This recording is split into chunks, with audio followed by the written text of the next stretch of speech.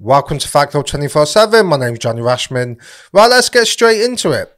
As you've noticed, I've not put any video content out for the last week. That was because I was in Spain last week. Now I'm back, so let's get into it.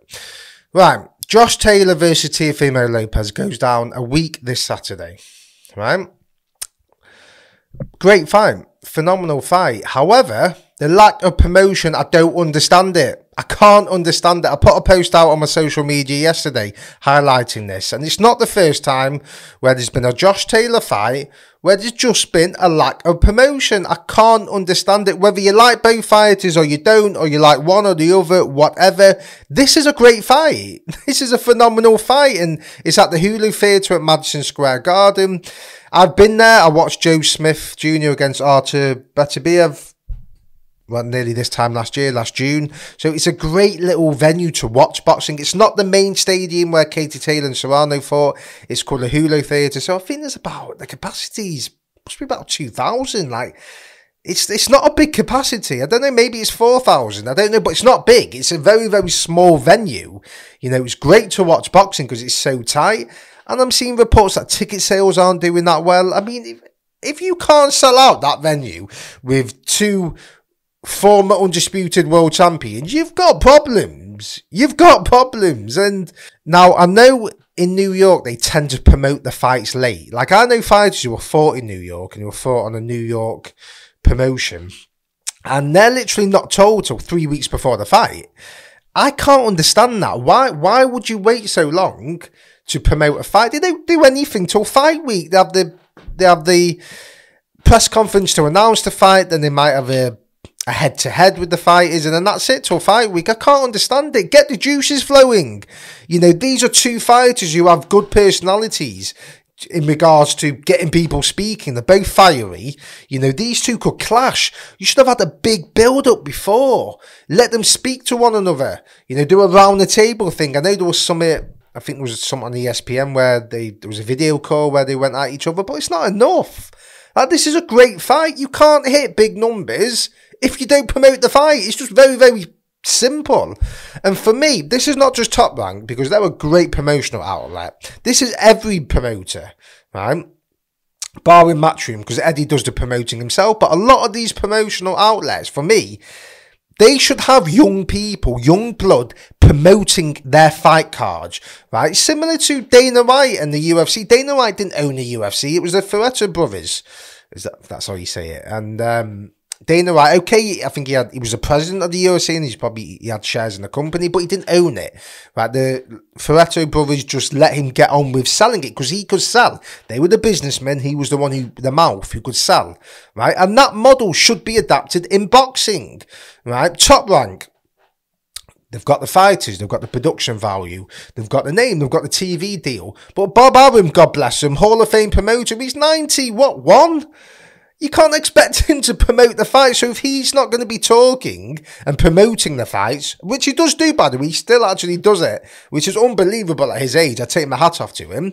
But is he going to connect to a younger audience? He's not. So if he's not doing it, you need to get someone who's going to promote it, who can talk, who knows the game, who can go up against Eddie Hearn. Eddie Hearn's doing well because he talks. He can relate to a younger audience. Do I think Eddie Hearn's the best promoter since sliced bread? No. If you actually look at his competition in regards to promoting and talking, he ain't got any competition. Frank Warren doesn't do it as much as he used to. He's of a certain age. Bob Arum doesn't. Mick Hennessy doesn't. PBC, I mean, who's promoting their cars? Leonard Allaby. Do you know what I mean? It's like Eddie Hearn is really the best of a bad bunch. Now, I'm not talking about business-wise. I'm talking about actually promoting and selling. Oscar De La Hoya, you know, Oscar De La Hoya is just going to tell you. He's just going to tell you everything that he wants you to hear, basically. You can't really trust anything he says, Oscar, you know. But he's a legend. But he ain't the best talker, is he, in regards to selling a fight, you know? And so Eddie, yes, great promoter, but who's he up against? You need someone who's going to go up against him, who can talk, who can go back and forth with him. Ben Shalom, right? He's doing good things. He ain't a talker. Right, Eddie's going to spit him, he's going to chew him up and spit him out. That's what he's going to do. And he's, he's just not a talker, Ben Shalom. He's a smart man. He is smart, but he ain't the guy who's going to he ain't the guy who's going to get you watching a boxing event. You need someone who's going to bang the drum and who's going to sell the fight card. Now, it's not just big promotional outlets. It's smaller ones as well. Small hall shows. I see a lot of great talent on these cards, but sometimes the marketing is the last resort. They don't want to put money into it, but you've got to speculate to accumulate. If you don't sell your card, you ain't going to hit your numbers. And if you have a promoter who's great behind the scenes, but he's not really a great talker, Mick Hennessy's a legend of the game, a legend, but he's had politics going on, and you can just tell he's not in front of the camera every week selling a fight. So if he's not going to do it, someone needs to do it. So I don't understand why these promotional outlets don't get younger people in who can sell the event. Right? It doesn't have to be the promoter. Let the promoter put the fight card on, organise it, and if you're not the best talker, let someone who is a good talker. Let's get people talking. Let's get the juices going. Let's have new, fresh ideas. This Taylor and Lopez fight is a great fight. You've got two good personalities who will clash. Why aren't we seeing them head to head regularly? It baffles me. It frustrates me because I know that there's so much more that can be done to promote boxing, and it's just not done. It's just not done in the way it should be done. There's promoters out there who are putting on fight cards. They're still promoting as though it's 1999. These guys are smart. They know the game, but you can't be stubborn. If you're not going to promote it for whatever reason, you need someone who does. And that doesn't mean a smart social media guy who doesn't really know anything about boxing, but he's got a load of degrees coming out his arse and he's tech-wise, he's savvy. That doesn't matter. If you don't know your boxing, no one cares. You need someone who's going to bang the drum and sell the event. I'm looking at my comments and some people are saying, well, Josh Taylor isn't really liked and we've gone off him. Listen, right, I was as angry as anyone with the Jack Catterall result, right? I said it was either incompetence or corruption. That's what I said, right? But I was a big Josh Taylor fan before that, and now I still am. Time's gone on. Do you know what I mean? It's not Josh Taylor's fault that the result went his way. He's not the judge, right? Now, some people are saying, well, he gave up his belt, he didn't give the rematch. He gave up his belts so he could have the rematch, because Jack Catterall wasn't, as far as I know, he wasn't going to get the rematch straight away, so Taylor had mandatory, so he actually gave up those belts to free himself up to have the Jack Catterall fight. Now, yes, he got injured, right? And conspiracy theories will say, well, he never really wanted it. He was going for this Lopez fight. And I don't know, right? I can only take the guy in face value. But what I will say is every fighter in his position who's dedicated their life to the sport, who's achieved what he's achieved, who's still undefeated, is going to take a big money fight over Jack Catterall. Now, I love Jack Catterall. He's a great fighter, slick boxer, and he'll go on to forge his own path. He should be undisputed champion. It's not. Time's gone on. It's gone, right?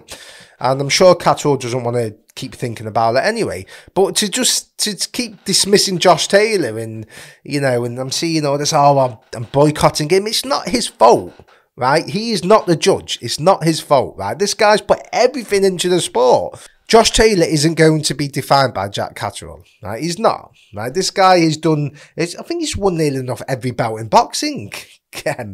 Josh Taylor, if you look at his career, so I think the criticism he's getting, I don't agree with it because it's not his fault, right? They were trying to get the Catterall rematch. It didn't happen.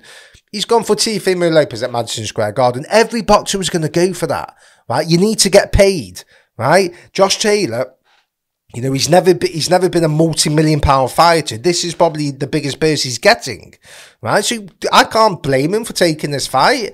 And for people to say, "Whoa, we're not going to watch him again," and his attitude. Listen, he's a fiery Scotsman. That's all it is. I'm sure he's a good guy deep down, But boxing-wise, he's an unbelievable boxer. He was a technician. He's an absolute technician, Josh Taylor. Beautiful boxer to watch. I just think we need to let this Catterall thing go now. It's gone. It's not his fault. He is not the judge, right? So let's just park that to one side. But the fight, I can't wait. I'm telling you, I can't wait for it. It's fascinating because Teofimo, he looks a bit small for the weight, and Josh Taylor, is he dead at the weight? I don't know, because, you know, he was saying they had weight problems for the Jack Catterall fight and he was going up. You know, when was that? That was a year and a half ago nearly, was it? Or a year and a few months ago. So you're only going to get worse making this weight. He does look a little bit tight at the weight. So have they picked him top rank thinking he's dead at the weight and we're going to drain him and we want Teofimo to win the WBO belt? I don't know. But if it's a Josh Taylor of old, I think he wins the fight. I think he'll get robbed in the decision. He'll get no favours out there because they want Teofimo. Let's get it right. Top rank want Teofimo to win that belt. That's it, right? Because it sets up big fights. You know, potential Devin Haney, Prograis, you know, Ryan Garcia. There's big fights now. It's sexy now, the light welterweight division. It's going to be the best division in boxing in the next year, 18 months, with Gervonta, Shakur Stevenson. You imagine they're going to go up at some point. It's a great division. Rolly's there. You know, it's big names now, good fights. So I'm looking forward to it, but it's a hard one to predict. It is. Because as I say, it all depends how much Josh Taylor has left on the weight. But I believe he'll get done in a decision. I do. I think, and the irony is, he will, you know, if he does get done in a decision, people will say, oh, well, this is a bit of your own medicine. Look at the Catterall fight. But that's not right. He shouldn't get robbed in this fight. I just want it to be a fair fight. I just got this bad feeling that he'll get done on a bad decision. But I'm looking forward to it, man. I cannot wait for it. Right. Let me know what you think. I want your opinions about the promotion of this fight. Do you think I'm talking rubbish? Do you agree with me? Do you think there's been a lack of promotion? What can they do to get the juices flowing more, to get you more invested as a fan? Let me know. Like, comment, subscribe, let me know.